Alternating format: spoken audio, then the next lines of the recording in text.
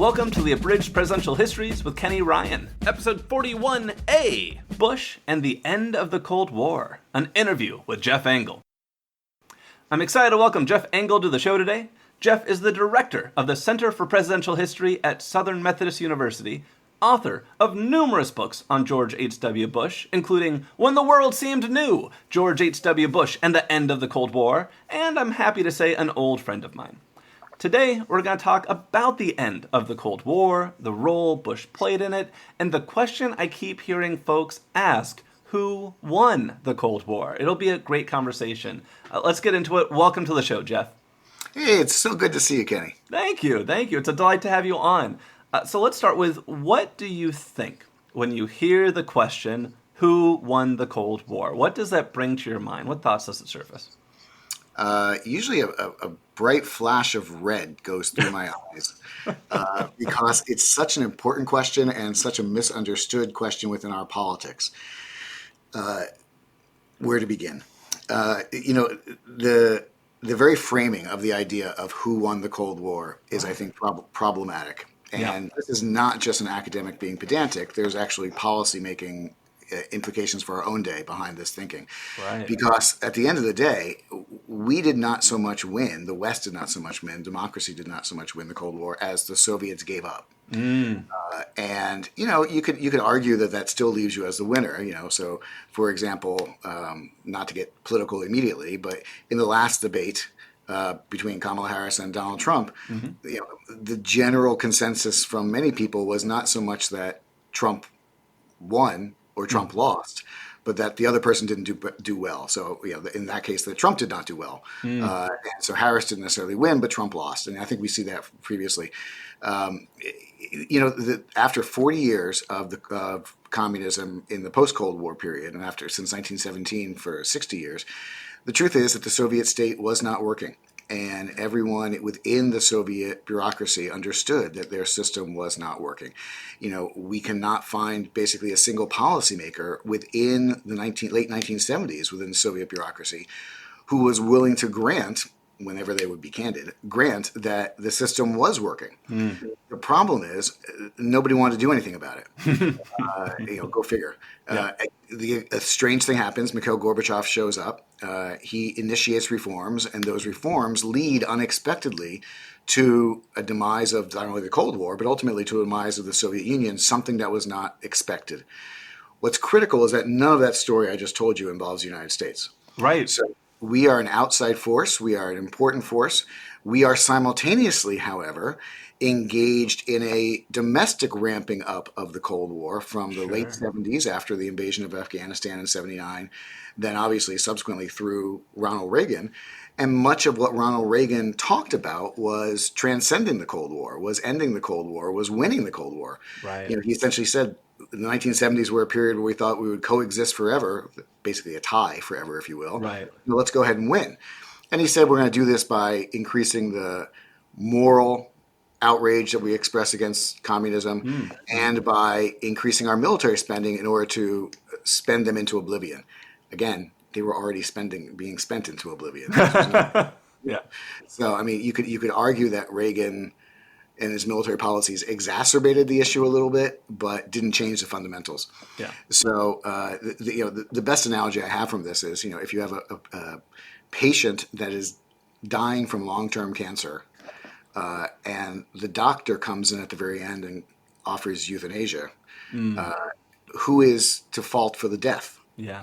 It's really the cancer. We all I think would admit, and therefore, ultimately, long-winded answer. I told you I see red when this question comes up. When we talk about our winning the Cold War, or what is more often the case, Ronald Reagan winning the Cold War. Right. The reason this is problematic is if you believe that we confronted a global superpower with a different ideology and a different way of thinking, and the way that we defeated them was by outspending them and calling out their moral failings, the next time that we face a global superpower, I don't know, like China, Right. The solution must be to outspend them and to call out their military failings or social failings.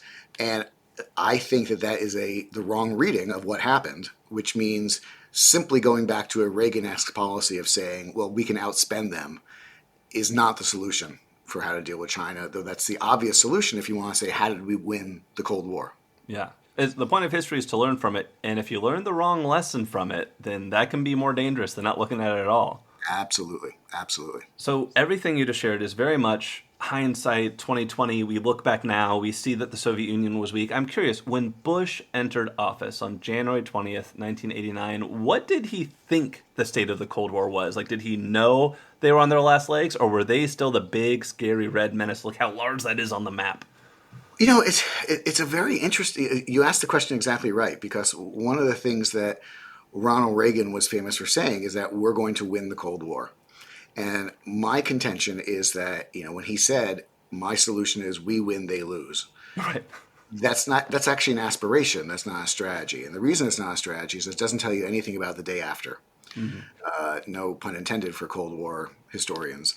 But the truth is, the Bush administration came in with a situation where things were clearly in unprecedented level of chaos and flux behind the Iron Curtain. Mm-hmm. Things are changing rapidly.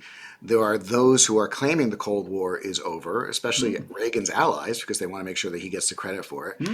The Soviets are claiming the Cold War is over because they obviously want to be accepted into the international system, and they want to be able to be a better trade partner. And if they can, frankly, if they can decrease tensions, this is part of Gorbachev's plan, decrease tensions, then they can decrease their military spending as well.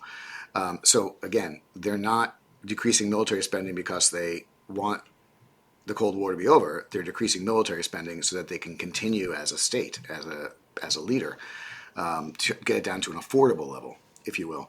So Bush administration comes in, and on the very first day, Brent Scowcroft, who is the national security advisor and an old-time friend of Bush's, actually the only man to ever be national security advisor twice. He also was for Gerald Ford. Is that right? Or Dixon? He was earlier. He gives basically an impromptu press conference from his office, he just moved into, saying, I want everybody to understand the Cold War is not over. And the reason is we don't know what comes next. And we are concerned that there is going to be a conservative coup against Gorbachev. By the way, it's going to start to sound really familiar in a second. A conservative coup against Gorbachev from hardliners in the military and hardliners in politics who think that he has given up too much and that they are going to remove him from power and reignite the Cold War. So if we don't know what the next person is going to do, we can't say the war is over. We can't say the struggle is over. They can say, yeah, we're moving into a different phase, but they're not willing to declare victory and go home, because throughout the first years of Bush's administration, he basically gets a memo that says there's going to be a coup against Gorbachev. And then he gets that memo every 2 weeks until it actually happens. So everything he does vis-a-vis the Soviets is in the context of trying to, on the one hand, work with Gorbachev, but then on the other hand, knowing that if he works too closely with Gorbachev or becomes too much an ally of Gorbachev, he's actually giving ammunition to Gorbachev's enemies at home. That's fascinating. And you mentioned all the chaos happening behind the Iron Curtain. That chaos hits a boil in even just the first year Bush is in office. You have the Tiananmen Square massacre, the communist governments of Poland, Hungary, Bulgaria, Romania, Czechoslovakia, and East Germany all collapse or reform, and the Berlin Wall fell, all in the span of about a year. So I'm curious, why did all these different places come to a head in 1989 into 1990? Again, perfectly asked question, because I would argue they didn't all come to a head at the same time. They came to the head contemporaneously, which is to say, Tiananmen Square is a great example. The forces that led to the protests at Tiananmen Square and then ultimately the crackdown at Tiananmen Square were entirely domestically driven. Were entirely, must be understood in a Chinese context, and I could bore you for hours about why that is. But policymakers around the world, American policymakers in particular, saw that Eastern Europe was moving in a democratic fashion. They saw what appeared to be a democratic uprising in China. They saw signs that the students were holding, because they were very smart, written in English, saying, we want democracy, because they were trying to appeal to a global audience. And they just presumed that, well, these things all must be linked together. The truth is, you can tell the Chinese side of the story without mentioning Gorbachev, without mentioning the Soviets, without mentioning perestroika and changes in democracy. But that led the American policymakers, I think quite naturally, to presume that all these things are interconnected. So the story of Eastern Europe is about the steady erosion of Soviet power, and then ultimately individuals in each individual country, for their own individual reasons, deciding that now is the time that we can take a more democratic step. Has nothing to do with Tiananmen Square, except it's happening at the same time. What's Bush's response to all of this? How does he weather it all? How does he handle it? Very quietly. Yeah. So I've termed his foreign policy Hippocratic in nature, as in the Hippocratic oath the doctors take to first do no harm. Bush's basic philosophy was that, he was not a deep philosophical man, but his basic philosophy is that the United States is right, communism's right, or excuse me, democracy's right, capitalism's right. The world really seems to be moving our direction. We keep winning. Everywhere we look, we're winning, winning, winning. So what do you do when you're winning? You don't change strategies. But also, you don't change the rules of the game if you're winning. So people who are behind want to change the rules of the game. So his argument is, if things are going well, and I keep getting these memos saying that there is a potential that things could reverse if Gorbachev is removed from power, or if something like Tiananmen Square turns really violent internationally. A crackdown in Eastern Europe, by the way, is the number one scenario when the Pentagon thought about how World War III was going to begin, when they did war planning. The number one scenario that they had was a military crackdown in Eastern Europe that leads to public unrest, that leads to rioting, that spins out of control and leads to war. So they basically see the precondition for what they're most worried about. So the Bush administration's policy, and Bush in particular, is let's be quiet. Let's hold off on doing anything that's going to make things worse. If you're winning, keep winning, and don't disrupt the game. So Bush is operating on this Hippocratic policy. I love that way of looking at it. On the other side, you've already mentioned Mikhail Gorbachev is a key person of importance in Eastern Europe and the Soviet Union. Can you tell me a little bit more? What kind of guy was Gorbachev? I quipped earlier that Bush was not a moral philosopher, and he was not, nor would he ever claim to have been. Gorbachev was. Gorbachev was that very unique politician who, A, was willing to do what needed to be done, even though it was going to be difficult. I mean, how often do we look at our own politics today and say, a lot of people can identify the problems, nobody's willing to do anything about it. And then the second thing is that Gorbachev read deeply in philosophy and tried, maybe ultimately to his detriment, tried to make sure that his political decisions were logically consistent. So, for example, he did not believe in using violence as a means to control the populace. He thought if you're using violence, you've already lost. But, the truth of the matter is, states have a control of power, and states need order. And there was not a moment that Gorbachev looked at where he said, I think we should use violence now. There are a few moments where crowds were suppressed, and it turns out they didn't have authority to do so. But in other countries, China in particular, we see that the leaders who are able to maintain order remain in power. And so Gorbachev, essentially, by being philosophically consistent, led to the end of Soviet control, and then ultimately to the end of the Soviet Union, because part of his argument, Gorbachev's, was that we need to allow each peoples to find their own path to socialism. We need to give people a little bit more free rein. This empire of ours has gotten too dictatorial. And people within the Soviet Union itself, Boris Yeltsin, leader of Russia most famously, began to argue that, well, maybe what you're saying should apply to the Soviet states, not just to Soviet client states overseas. Maybe instead of just saying Poland should be free, we should say Ukraine should be free, or Russia should be free. And ultimately, Gorbachev was not able to say no because he, A, didn't have the political will, but B, also said, I think you're probably right about that. That's fascinating. So every prior Soviet leader would have cracked down. China cracked down. Gorbachev didn't. An example of a time he didn't, certainly, the fall of the Berlin Wall. November 9th, 1989, Berlin Wall comes down. No military crackdown response. I'm curious, though, because I know shortly after that, or sometime after that, you begin to have this very touchy conversation about, does Germany reunify? So Yes. when did that conversation begin, and why was that such a touchy topic? It's, again, I'm a firm believer that we should try to understand the past Yeah. in many ways by by using the present, because we understand things about the present that may not be obvious about the past. So, for example, one of the big issues in the upcoming election is going to be reproductive rights after the repeal of Roe versus Wade. Yeah.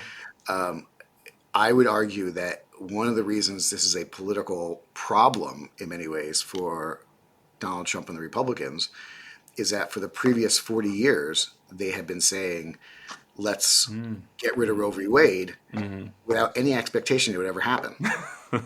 And now that it's happened, they're like the dog that caught the car. What do you do with it? Same thing going on behind the Iron Curtain. Soviet leaders have been saying for generations that we want to give Eastern Europe more freedom.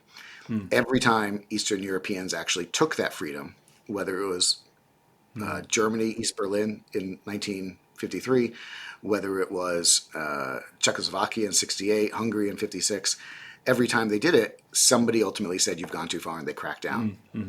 Which is why, broad context, policymakers on both sides of the Iron Curtain have been saying for years, of course we should unify Germany. Of course the Germans should be together. Because nobody ever thought that this was actually going to happen. And when the Berlin Wall finally falls, to everyone's surprise, because it wasn't a plan, it just Right. It just happened. Helmut Kohl, the leader of West Germany, 9 days later, actually 11 days later, comes out with a public statement that we are going to use this as the impetus to reunite the Germanys. The collective response from the rest of Europe and the world is, I'm sorry, what? Because this was a nice idea, but nobody ever thought we could do it. So, American policy for 40 years had been reunify Germany's, and now it's like, wait a minute, we have to actually do this? And this is a real problem because remember the last time the Germans have been together, last time that band together, it wasn't so great. So there is great fear in Germany, in Europe, in the Soviet Union, throughout the world, that there is something innate that is aggressive within the German system. Mostly because Germany was, as Henry Kissinger said, too big for Europe and too small for the world. That it was the center of Europe. It was the most dynamic country, the most populous country. Surely it does need to expand, but every time it expands, it runs into another country. That system is not changed. So if you get the Germans back together again, that is ultimately in some way going to lead to conflict. And this leads, I'm sorry to be long-winded about this, but this leads, I think, to Bush's greatest diplomatic triumph. Which is that having recognized that this train has left the station, he says, let's make sure, since the train of German unification has left the station, the Germans are clearly moving in this direction, let's make sure that we at least make sure it's on the right track. And the way he does that is by essentially cutting a deal with Helmut Kohl that I, as the President of the United States, will support unification. And I can make it happen, by the way, because I'm the President of the United States. Everybody. This is during the moment where we start talking about the unipower, hegemonic United States. If you give me what I want, and what I want is for a unified Germany to stay in NATO. And the reason is NATO is our invitation, our calling card, if you will, to be in Europe. And we're not worried about the Germans getting together if we're there watching them. because Germans are the biggest ones in Europe, but guess what? We're bigger than them. Mm-hmm. So as long as NATO remains, Bush is willing to support German unification, and that's the deal he cuts with Helmut Kohl to make it happen. And what kind of pressure does Bush get from other world leaders like Margaret Thatcher? How does Gorbachev feel about this? How does the leader of France feel about this? All these countries who are, their childhoods were World War II. Yeah. How does the reaction he get that they put on him? Everybody's against it. Yeah. But in the same vein that they all said that we were in favor of it until it became possible, I think a lot ultimately of what they were arguing and saying we're against it was because they knew that it was going to happen anyway. So let's at least get on the right moral side. We are going to concede at some point. Let's at least try to make it get something out of this. It's important to go into the technicality of this for a second. At the end of World War II, the official German surrender was essentially never ratified by the Soviets and the Allies together, which is why you get a divided Germany. The four great powers, France, Britain, the United States, and the Soviet Union, were given legal authority over four different sections of Germany, also, by the way, over four different sections of Berlin. Ultimately, the British, the Americans, and the French get together and form their three units together. That becomes West Germany. East Germany is the Soviet zone. So what that means in a nutshell is that from a legalistic perspective, in order for Germany to reunify, these four countries must agree legally that it's okay. Now, international relations is more about force and power than niceties. So if the Germans decide they want to unify and the Soviets and the Americans and the French want to stop them, the only way they can stop them is by sending in troops. And that's not something George Bush is going to do to West Germany, and that's not something Gorbachev wants to do in East Germany. So once the Germans decide they're going to be together, I think the argument becomes how, not if. So one outcome of the Cold War coming to an end is Germany begins to reunify, and Bush plays a big role in that. On the other end, you mentioned that Yeltsin and Gorbachev were having this discussion of should there be freedom for the Soviet states. And sure enough, I believe the Soviet Union coughs off like 15 different Soviet republics, which become independent nations. Countries like Russia, Belarus, Kazakhstan, of course, Ukraine. What was the story of these nations securing their independence, and did Bush play any role in that story? Interestingly enough, and this is one place that Bush comes in for criticism, though, as with everything, the criticism has changed over time. Bush was very worried about the breakup of the Soviet Union for reasons that I think are obvious to us today, that is going to, as with Yugoslavia and the Soviet Union, these are multi-ethnic, multinational states. That is going to, multi-religious states, that is going to lead to tension, and that is going to lead to conflict. And one of the nice things about super states, you could think of the United States this way, is that there's somebody to hold down the 50 individual states. And how do you get South Carolina and North Carolina, how do you keep them from fighting? It's because they're part of a bigger coalition. Yeah. And Bush is severely worried that this breakup is going to lead to basically 15 potential dictatorships or 15 potential instigators of conflict or 15 countries that feel like the border is not written right. Many of whom, by the way, have nuclear weapons because Ukraine in particular, that's where a lot of the Soviet nuclear weapons were stored and readied for war. So Bush gives a speech in Kiev, which gets referred to afterwards as his Chicken Kiev speech. Because, and by the way, it was at that time it was Kiev. It was before we knew we were supposed to call it Kyiv. And the reason is he spoke before the Ukrainian parliament and actually got booed because he said, "You think you want to be independent? I suggest you slow down." Wow. And he didn't say it quite so bluntly, but that's exactly what he meant, and that's how we interpreted it. He got booed, and the reason is he said, be careful. You don't want to exchange a dictator abroad for a dictatorship at home. That let's make sure that we have democracy really set before everybody tries it. And Otherwise, you might lead to what ultimately happens, ironically, in places like Georgia and then ultimately in places like Russia, of rise of a totalitarian leader through democratic mechanisms. Sure, sure. So, right around the time of all these Soviet states getting their independence, you also have that, as you promised, every couple weeks Bush gets a memo, there's going to be a coup, there's going to be a coup. 1991, there is a coup mounted against Gorbachev. Who does ultimately end up being behind this coup? What did they hope to achieve, and why did they fail? Well, what they hope to achieve actually is to keep the Soviet Union together, because the timing of this matters. Gorbachev had negotiated a new constitution which gave much more power away from the Soviet central state down to the individual republics. Mm-hmm. And the coup was instigated in order to keep him from being able to sign this new constitution, sign this new theory, and by people who wanted to keep the Soviet Union together. Now, this is, in the history of coups, this may be the worst run coup in the history of coups. That's in competition there. And the CIA teaches people how to do a coup by saying, whatever you do the opposite of these people. For one thing, they didn't shut off any communications. First thing you do in a coup, just for all your listeners, whenever you want to have a coup, Coup class. first thing you do is cut down off communications, because you don't want the people who are in charge, who you're removing from power, to be able to communicate with each other. Right.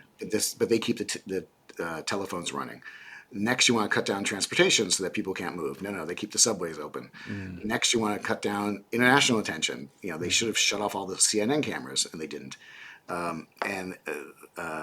Lastly, they all got very drunk because they were very concerned about the power dynamics, and they knew that this was dangerous, and they were relieving their stress, and then they started relieving their stress a little bit too much. There's actually a great illustrative moment when the leaders of the coup first come out after they've removed Gorbachev. Basically, he was down vacationing on the sea, and they decided you have to stay there.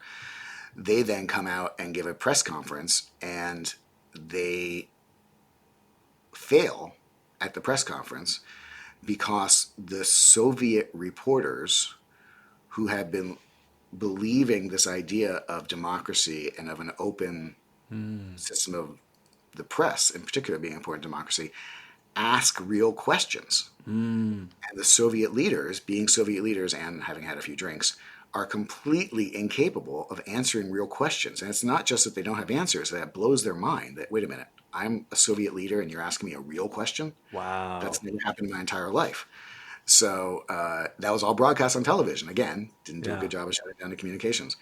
So the coup is ultimately put down, or really just fizzles out, because there was nobody who was willing within that Soviet command system to order the kind of violence that would have been necessary to keep the coup from happening. How do you keep in power in this situation? Is you take over the capital, you depose the leadership, and when the people start marching for democracy, you mow them down. That's exactly what the Chinese did. Right. If nobody's willing to give that last order, then your coup dissipates over time. That's fascinating. So the same reluctance for violence that kind of dooms Gorbachev dooms his coup plotters as well in the end. Yes, though I think there's an important distinction. Gorbachev abhorred violence because he thought it was wrong. The coup plotters were just too afraid that if they imposed violence, that they were ultimately going to lose, and they was going to be signing their own death warrants. Yeah, that's a good point. And we have a real world example of this, by the way.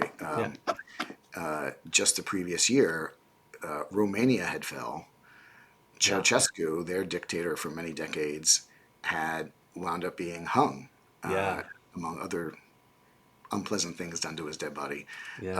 Because, again, he lost the ability to, if you're going to be ruling by force, the moment people realize you won't use force, you're done with.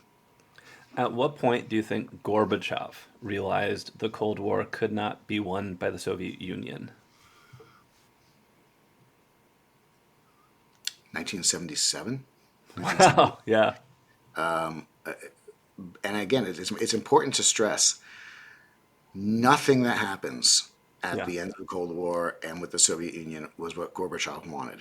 Right. The entire idea behind perestroika and glasnost, his entwined reform movements to try to open up democracy and to open up openness and discussion, bring more light into the system. The entire idea was to strengthen the Soviet Union so it would enter the 21st century in a better place. The idea that this slipped out of his control and winds up, to abuse metaphors, winds up the snowball becoming an avalanche is never what he wants. And he is simultaneously, therefore, dismayed that the thing he loved, he was a genuine communist. He was trying to think out how can we make the Soviet state better to help the Soviet people in a communist fashion. That was genuinely what he believed in. He was just trying to find a way to do it. And the fact that this led to the demise of the Soviet Union meant within the former Soviet Union, he had a terrible reputation going forward because people in the West would throw flowers at him every time he visited. He had a Nobel Peace Prize, et cetera, et cetera. People in Russia itself would throw things you don't want thrown at you because they said, you gave away our state. The 1990s turned into a terrible, terrible economic period for the Soviet people, post-Soviet people, which ultimately leads to the rise of Vladimir Putin. So, if you're a Russian nationalist, you say, Right. Gorbachev gave away all our power. If you're a democratic activist, you say, Gorbachev set the conditions for us to lose all our power. So Gorbachev is a reviled figure throughout much of his former country, throughout much of his life. The Soviet Union was formally dissolved on December 26th, 1991. How did this impact American international policy? In particular, what did Bush think the post-Cold War world should look like? So Bush's conception of what he referred to as a new world order had one fundamental flaw from a public relations standpoint, which is that there was nothing new to it. But that was the point, that he said, the Cold War is over. I and my generation, remember Bush had fought in World War II, Right. fought for Franklin Roosevelt's vision of a world guided by the United Nations, a world of open trade, a world of respect for sovereignty boundaries, etc., with American power at its head. The Cold War got in the way. I mean, because you think about it, we set up Franklin Roosevelt's world for half the world. Now we get the chance, he said, to do it for the rest of the world. And look, the Soviets are coming our way. Look, even the Chinese, we don't know exactly what's going on inside their country, but clearly they're moving there's movement there too. We can finally get the world that we want. And people criticized him roundly that there was nothing new in the New World Order. And Bush's response was, precisely. Yeah. But that doesn't make it good marketing or good politics. Yeah. New Coke, same as the old Coke. Right. We spent this interview talking about the end of the Cold War, but I feel like there's a bigger question that kind of begs to be asked, and that is, did it actually end? The United States' strongest geopolitical rival today is China, communist dictatorship China. It kind of feels like, imagine if we had defeated Germany and Italy in World War II, but left Imperial Japan untouched and just declared the war was over and we'd won. So, did the Cold War really end, or did it just change?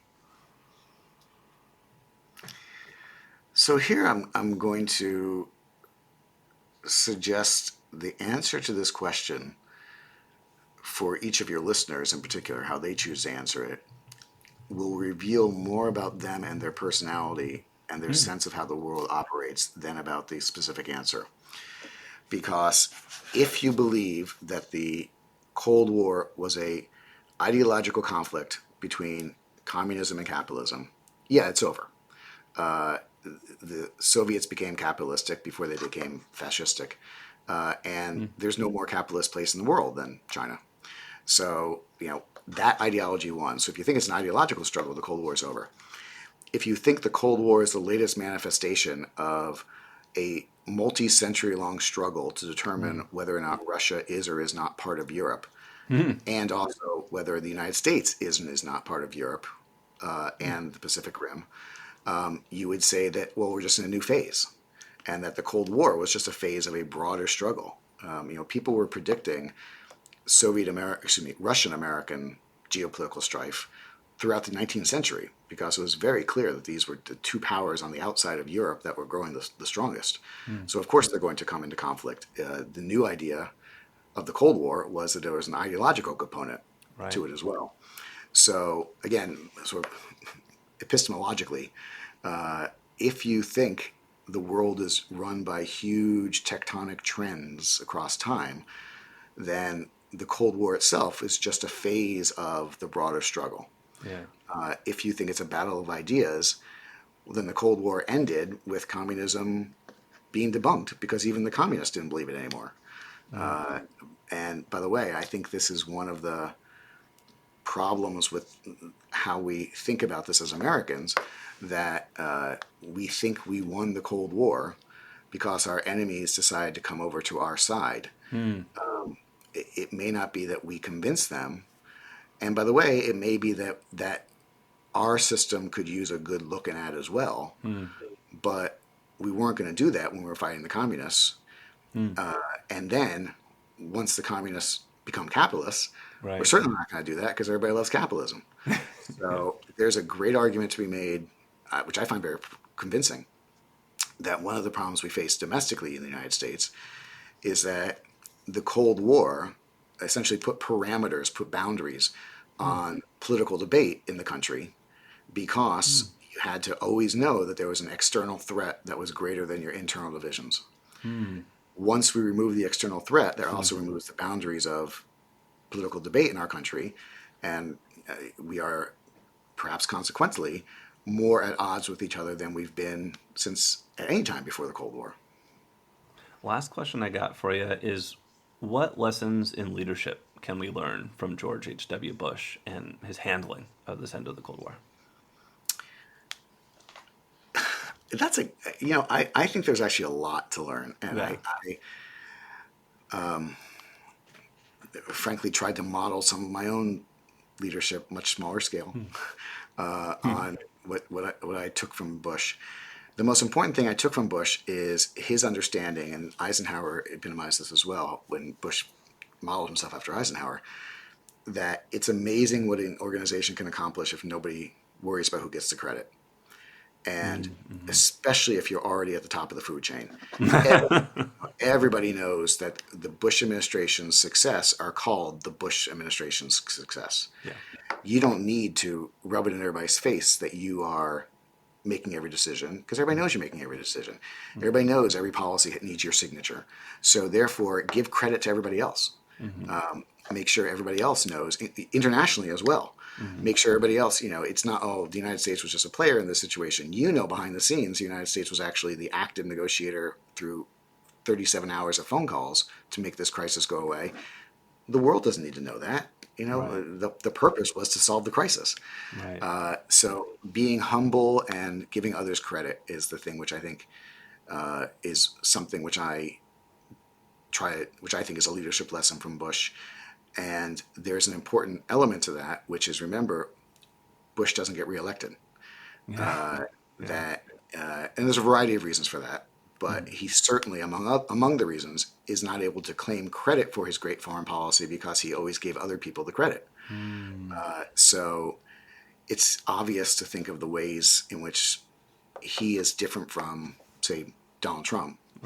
The most important way, I think, is that Bush always said we, and Trump always says I.